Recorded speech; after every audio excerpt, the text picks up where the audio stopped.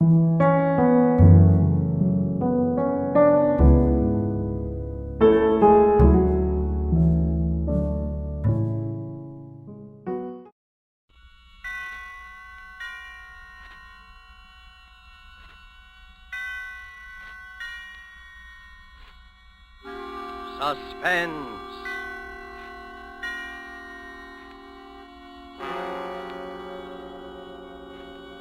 Presented by Roma Wines, made in California for enjoyment throughout the world.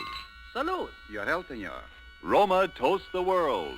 The wine for your table is Roma, made in California for enjoyment throughout the world. This is the man in black, here for the Roma Wine Company of Fresno, California, to introduce this weekly half hour of Suspense. Tonight in Hollywood, Roma brings you as star Mr. Peter Lorre. The suspense play which stars Mr. Lorre and which is produced and directed by William Spear is called Back for Christmas. In this series, Roma brings you tales calculated to intrigue you, to stir your nerves, to offer you a precarious situation and then withhold the solution until the last possible moment. And so with Back for Christmas and with the performance of Peter Lorre, we again hope to keep you in suspense.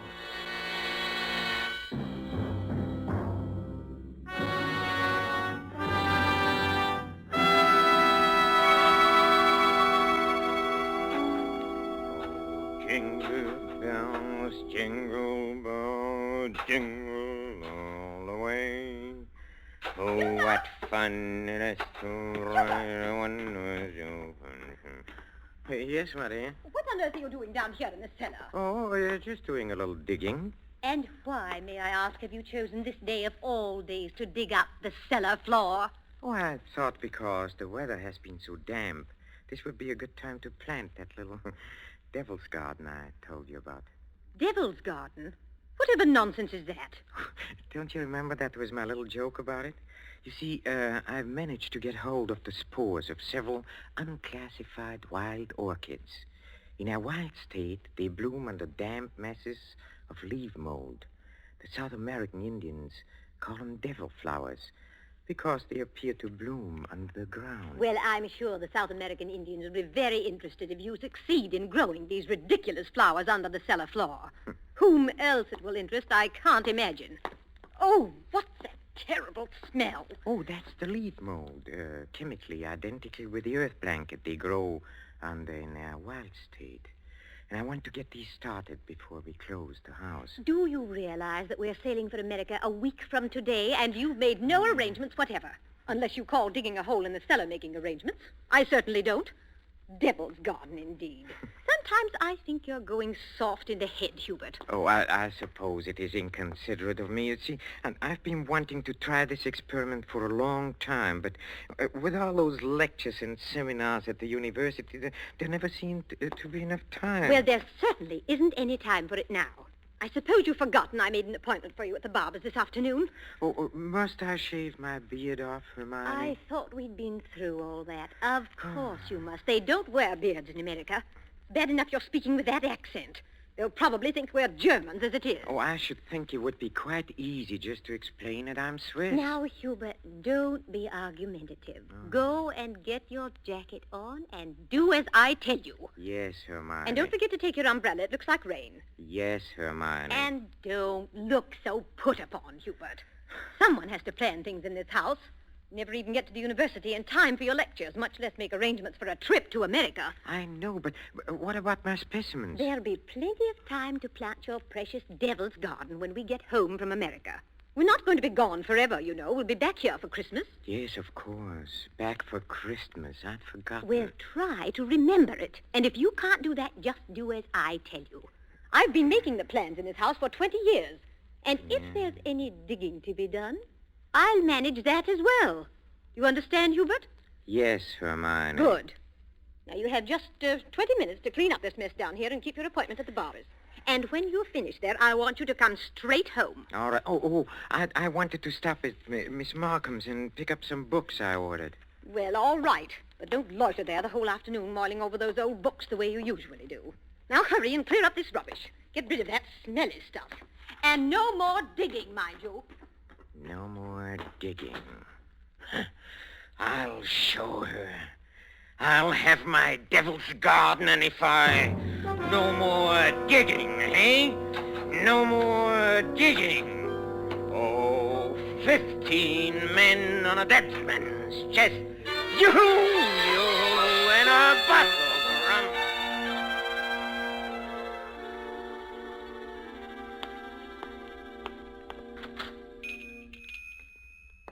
Good evening, sir. Oh, good evening, Miss Markham. Why, it is Professor Schumacher, isn't it?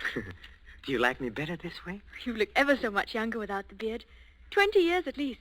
20 years. Oh, you'll be glad to know those books you ordered have finally arrived. 20...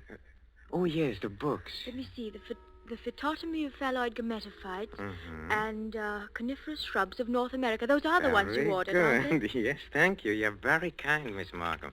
Why kind, Professor Schumacher? Well, not many young ladies in bookshops would go out of their way to look up rare books for an old professor of botany. Why, you're not old, Professor Schumacher. Really, you look... What do I look like? And besides, I adore botany. It's my particular hobby. Oh, really? You've never told me that before, Miss Markham. Well, I was afraid to. You looked so imposing with the beard and all. Miss Markham, forgive me if this sounds foolish, but since talking with you today, I feel that shaving off my beard is the most important thing I've done for 20 years. Oh, yes. It is. I'm sure it is. For 20 I'm so sorry that I've been so distant with you all this time. Oh, there were times when I almost spoke up. Oh, really? Times when you came in here tired after a day with your students at the university. You seemed so alone. The way I'm alone in the world. Alone?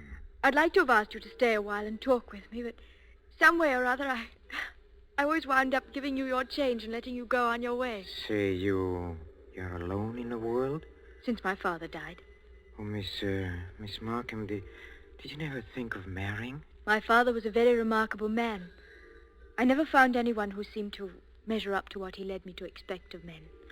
Miss Markham... Oh, it's been so long since anyone called me by my first name. I'd like you to if you want to. It's Marion. Marion? Oh, how nice. And Marion. yours? Well, Hubertus. but in English, Hubert sounds better, huh? How long have you been alone, Hubert? Alone? I knew you were a widower, of course. The first time I saw you. A widower? I can always tell. There's a certain sadness in a man's eyes. A sweet sadness, I think, when he's been married and then A lost... widower. I never thought of it in quite that way. Oh, I'm sorry. I shouldn't have been talking like this, I suppose, but I've often wondered what she must have been like. Your wife, I mean. Hermione? Not an easy woman to forget. Very strong. Always managing things. The house, my wardrobe, my friends. Even when we dined at a restaurant, she even then ordered my food. She was always managing things. Her whole life. Managed herself to death. Poor woman. She must have loved you very much. But she needn't have put herself out so. It's plain to see you don't need things managed for you. No. You need companionship, I think. Someone sympathetic with your work. But the last thing on earth you need is a manager. How well you put it. The last thing on earth.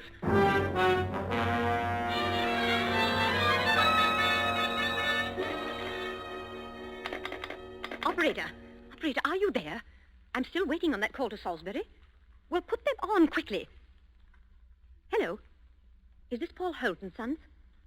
It's Mrs. Hubert Schumacher. Did you receive my letter? Good. Now remember, we'll be back for Christmas and I want the job done without fail. What's that? No, I'm sure he doesn't suspect anything.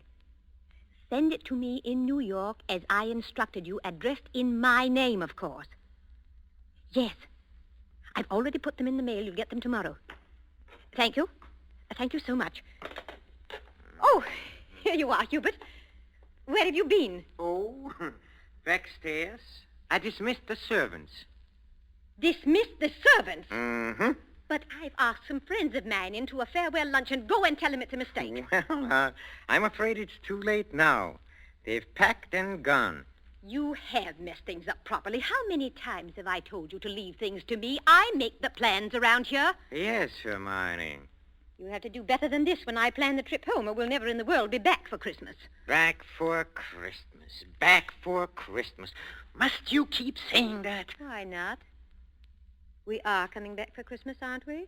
Oh, supposing I were offered a professorship in one of those wealthy American universities. Nonsense. Americans care nothing for botany. Well, Luther Burbank was an American, wasn't he? That's different. What have you ever done except muck around in the dirt with a lot of roots and tubers? Well, they asked me to lecture, didn't they? All right. Now, there's no use getting yourself in a state about this, Hubert. No doubt this extra money will come in very handy when we arrive back for Christmas. I know. Precisely. No good to make a joke of it. Heaven knows where you'd be today if I hadn't got a sense of time. Yes, Hermione. And as you've been so foolish as to dismiss the servants, you may empty the ashtrays and straighten up this room while we're waiting for the guests to arrive. I'm going in to have my bath. Call me when they get here.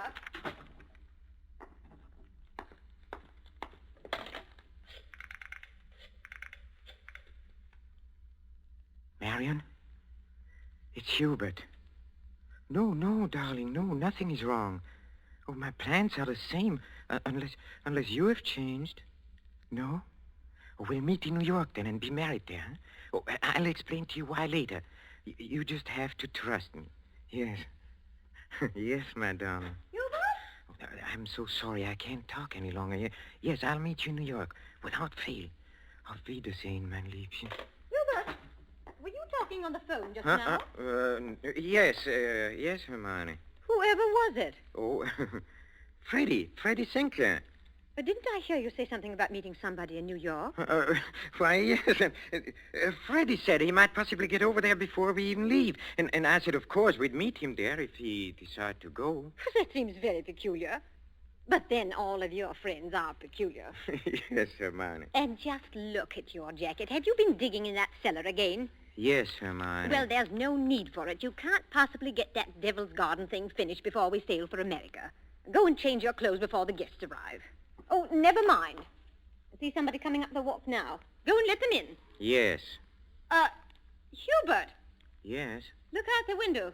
There's Professor and Mrs. Goodenough, but who's that with them? Well, who... Precisely. Freddie Sinclair. Peculiar you should have been talking to him on the phone not 3 minutes ago, and now here he is. Yes, isn't it? But then, as you say, Hermione, all of my friends are peculiar. Not half so peculiar as you. Digging in the cellar the very day we leave for America. Just look at yourself. And now that I think of it... Yes? Oh, never mind. Go and let them in. Oh, you were going to ask me something, Hermione, about the hole I'm digging in a cellar. Good heavens, stop rolling your eyes about that way. One would think you were digging a grave down there instead of a storage bin. Yes, Hermione. What's that? I said yes, Hermione. Father, open the door and please stop saying yes, Hermione. I think, my dear, I have said it for the last time.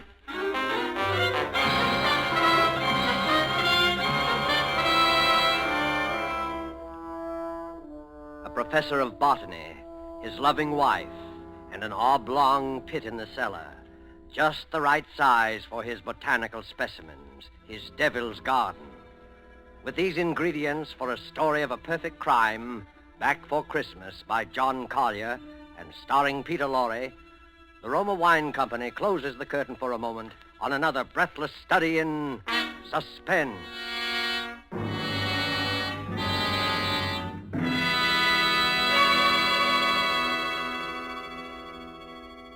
In this brief intermission in the play, it's pleasant to think about the holidays.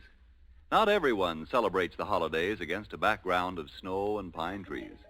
Somewhere south of the Gulf and the Caribbean, in a gracious home surrounded by palm trees in the warm sun, you might find holiday dinners ending this way. One moment, please. Our North American guest wishes to propose a toast. Yes, mis amigos. I drink a toast in gratitude to you for your gracious hospitality and the enjoyment you've given me, an American so far from home. It is only a fair exchange, my friend. This wine in which you drink your toast, It brings enjoyment to us from your country, from America. It is Roma wine, made in your own California. Yes, and when you choose the wine for your holiday table, remember this. Only a few wines are so fine that many countries of the world import them. And among these greatly enjoyable wines are the wines of Roma, R-O-M-A, made in California for enjoyment throughout the world. Yet here in America, we are truly fortunate, for we may buy Roma wines at a very low cost, since we don't have to pay import duty or costly shipping charges. So serve Roma wine with pride on any and all holiday occasions. Serve Roma, too, for everyday dinners you can afford to. Ask your dealer tomorrow for your favorite Roma wine, America's largest selling wine. But before you buy wine, buy war bonds. And now it is with pleasure that we bring back to our sound stage Mr. Peter Lorre in Act 2 of Back for Christmas. A tale well calculated to keep you in suspense.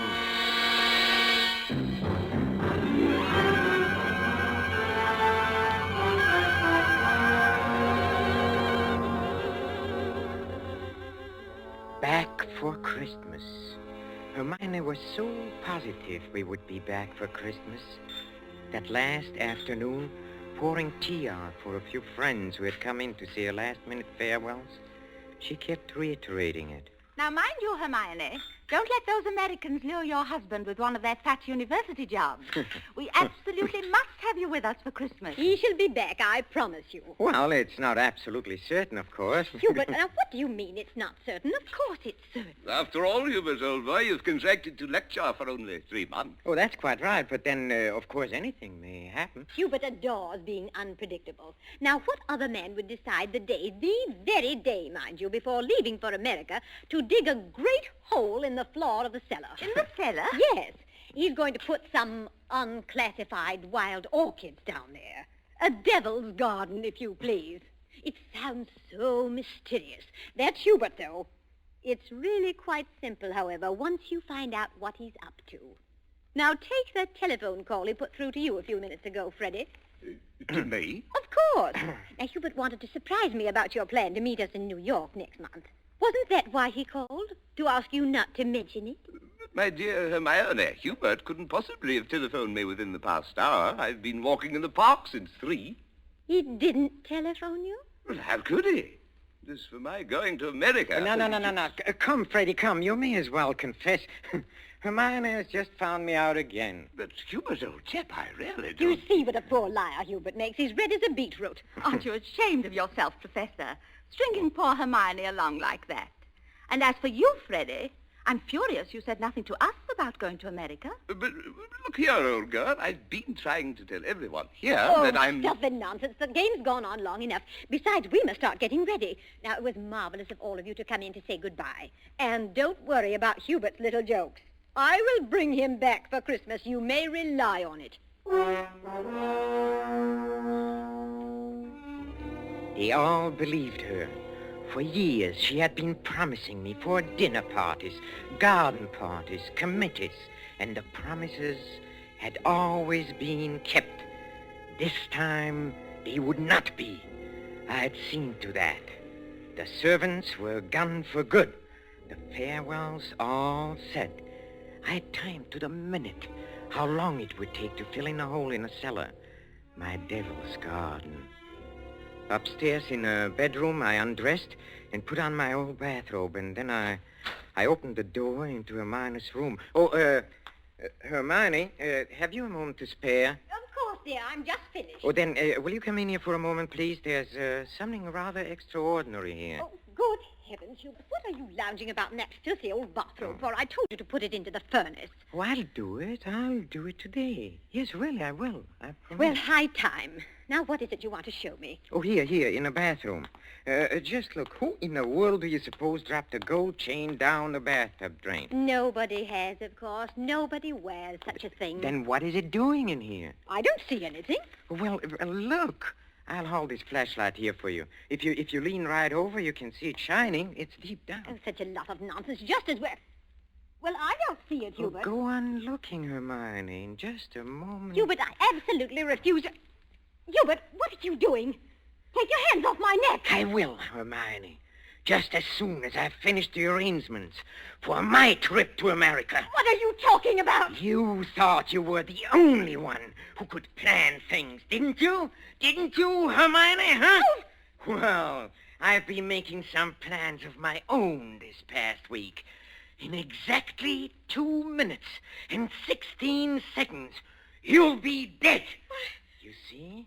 You see, I planned it very accurately. You'll never get away with it. Oh, I thought you would say that, Hermione, but I will get away with it. You won't mind the smell of the leaf mold down in the cellar when I take you down there today? Yes, that is where you are going, Hermione. Right into my devil's garden that annoyed you so much. My friends all expect me back for Christmas. They do. If they don't hear from me, they'll start asking questions. No, they won't.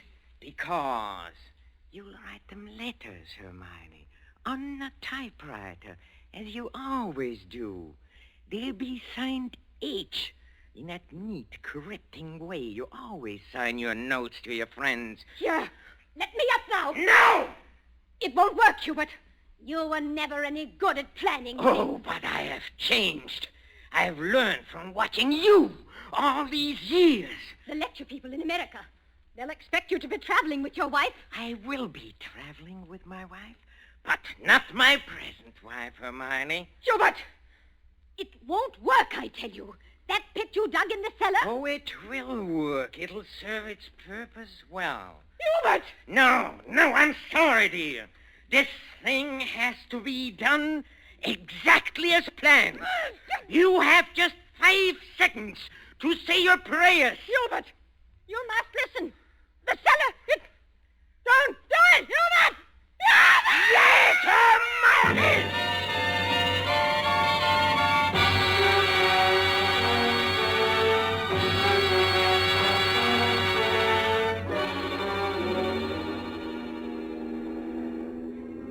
Oh, Steward? Yes, sir? Oh, my wife, she's indisposed. She'll be taking her meals in our stateroom. For the whole voyage, sir? Yes, for the whole voyage. I trust your wife is feeling better this morning, Professor Schumacher. A little. Not yet well enough to leave her cabin. Oh, what a shame. Oh, Professor Schumacher. Yes? Here's a copy of the radiogram you sent for your wife last evening. Oh, thank you. I'll just check it over. Oh, but look here. Why? What's the matter? Did the typist make a mistake? No. It's nothing important. She can correct it later.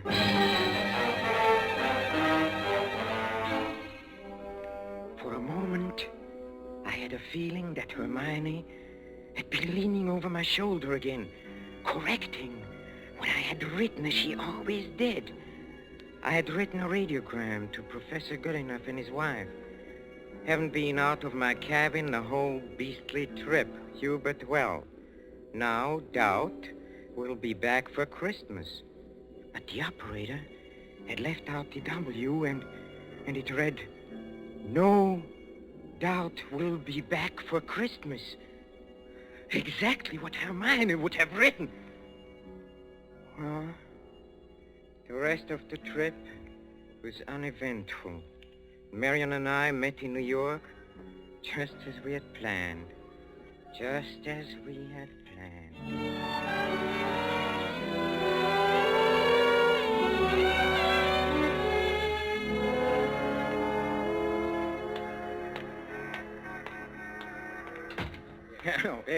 Professor and Mrs. Schumacher, we have reservations, I believe. Oh, yes, we've been expecting you, sir. Boy, take Professor and Mrs. Schumacher's luggage up to their suite. You know, Mrs. Schumacher, you're quite a surprise. Oh? Your letter reserving the rooms was so thorough, I was expecting an older, more forbidding sort of person, frankly, ma'am. No. As a matter of fact, we're just married, but my letter reserving the rooms. Oh, I wrote the letter, my dear, and I signed it Mrs. Hubert Schumacher. Just a joke. What a cunning old fox you are, Hubert. Now that I think of it, I almost think I forgot. am. There's a letter for you, Mrs. Schumacher. That's peculiar. I wonder who on Oh, earth... well, we'll soon find out in good time. Come along, darling. Oh, we are keeping the boy waiting. Come. All right.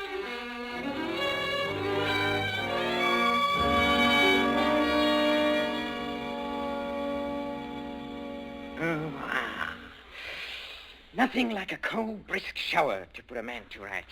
Hubert, this letter. Oh, yes, the letter. Oh, dry my hair, will you, darling? Please. It seems to be a bill of some sort from a building contractor in Salisbury. Oh, really? Oh, bother, dry your own hair. Thank you, darling. Let's see this bill, or whatever it is. It's very puzzling. Hubert, you were a widower, weren't you? I mean, Hermione isn't still alive. Good heavens, no. Well, let me read that. Dear Madame, this is to acknowledge your order together with the keys to your house in Launceston Place. Our man had no difficulty in finding the place where your husband had begun the excavation in a cellar, but apparently he changed his mind at the last moment and filled it in again. What is it, Hubert? Our man will begin digging tomorrow, and the job will be completed in ample time for your surprise Christmas present to your husband. We are happy to be conspirators with you in this thoughtful gesture and hope that Professor Schumacher will be pleased at the results of our work on his Devil's Garden. Very truly yours, Paul Holt Sons, Contractors. What does it mean, Hubert? Means that Hermione was right. I will be back for Christmas. I will be back for Christmas. I will back for Christmas. Back for Christmas. Yes, Hermione.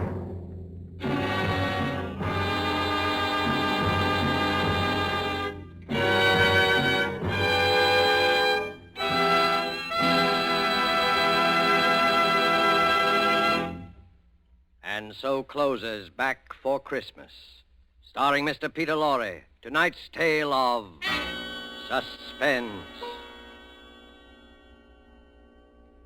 In just a moment, we shall hear again from Mr. Lorre. But first, just a word that seems appropriate.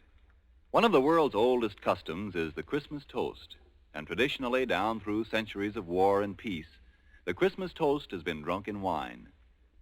This year, when the glasses are filled and raised once again, we know that in every home the toast will be to a speedy victory and a speedy return of those we love. And before we set the wine glasses down, let us all resolve to do everything within our power to help make that toast come true. Let us resolve to help supply the weapons of war by buying even more and more war bonds. Let us resolve to face our own inconveniences without complaining.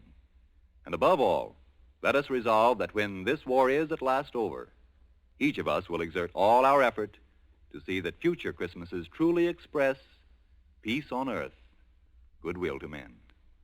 This thought, together with our very best wishes of the season, is the Roma Wine Company's Christmas message for you, its friends, here in America and throughout the world. This is Peter Lorre. Thank you for listening to our suspense play this evening, and I know you're looking forward to next week's show as I am. It is called Finishing School, and its subtitle might be the famous quotation, "The female of the species is more deadly than the male." Don't forget, then, next Thursday, same time, for Margot, Elsa Lanchester, Janet Beecher, and a distinguished all-feminine cast in Suspense.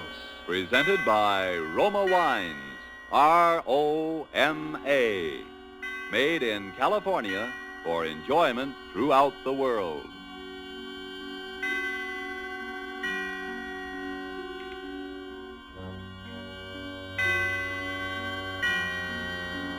This is the Columbia Broadcasting System.